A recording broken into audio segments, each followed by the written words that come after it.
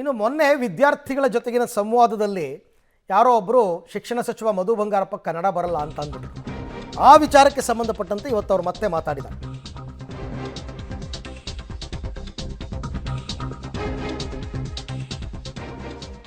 ನಾನು ಟ್ರೋಲ್ಗೆಲ್ಲ ಹೆದರಲ್ಲ ರೀ, ವಿದ್ಯಾರ್ಥಿ ವಿರುದ್ಧ ಕ್ರಮಕ್ಕೆ ಹೇಳಿಲ್ಲ, ನಾನು BO ವಿರುದ್ಧ ಹೇಳಿದ್ದೀನಿ.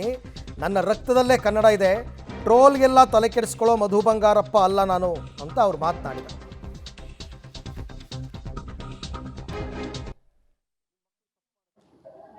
ಭರತ್ ಏನಂದ? ಯಾರವನು? ಏನೀಗ ಉರ್ದು ಎಲ್ಲ ಮಾತಾಡ್ತಾ ಇದ್ದೀನಿ. ಆ ಟಿವಿಯವ್ರ ಬೇರೆ ಅದ್ದ ಹಾಕೊಂಡು ಹೊಡಿತಾರೆ ನೋಡಿ.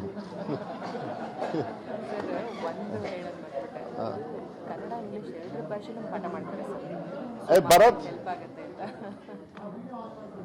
ಅಂಡ್ ಯಾರು ಅದನ್ನ ಹೇಳಿದ್ರು ಕನ್ನಡ ಬರಲ್ಲ ಅಂತ ಹೇಳಿ ಸ್ಟೂಡೆಂಟ್ ಬಗ್ಗೆ ಕ್ರಮ ತಗೊಳ್ಳೇನು ಅಂತ ಮಾತುಗಳನ್ನು ಹೇಳಿ ನೀವು ಕರೆಕ್ಟಾಗಿ ಒಂದು ನಿಮಿಷ. ದೊಡ್ಡ ಮಟ್ಟದಲ್ಲಿ ಟ್ರೋಲ್ ಮಾಡೋರಿಗೆ ಕೆಲವ್ರಿಗೆ ಉದ್ಯೋಗ ಇಲ್ಲ.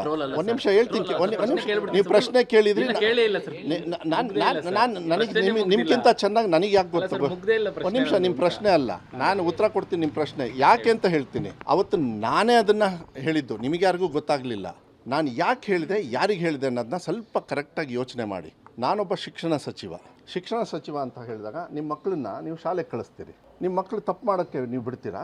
ನಾನು ತಪ್ಪು ಮಾಡೋದು ಅವ್ರ ಮೇಲೆ ಹೇಳ್ತಾ ಇಲ್ಲ, ನೀವು ಕರೆಕ್ಟಾಗಿ ಅದನ್ನು ನಾನು ನೋಡಿದೆ ಟ್ರೋಲೆಲ್ಲ. ನಾನು ಇದಕ್ಕೆಲ್ಲ ತಲೆ ಕೆಡಿಸ್ಕೊಳ್ಳೋ ಮಧು ಬಂಗಾರಪ್ಪ ಅಲ್ಲ. ಆದರೆ ಒಂದು ತಿಳ್ಕೊಳ್ಳಿ, ಹೆಡ್ ಮಾಸ್ಟ್ರು BO ಅವ್ರ ಮೇಲೆ ಆ್ಯಕ್ಷನ್ ತೊಗೊಳ್ಳಿ, ಅವ್ರ ಜವಾಬ್ದಾರಿ ತೊಗೋಬೇಕು.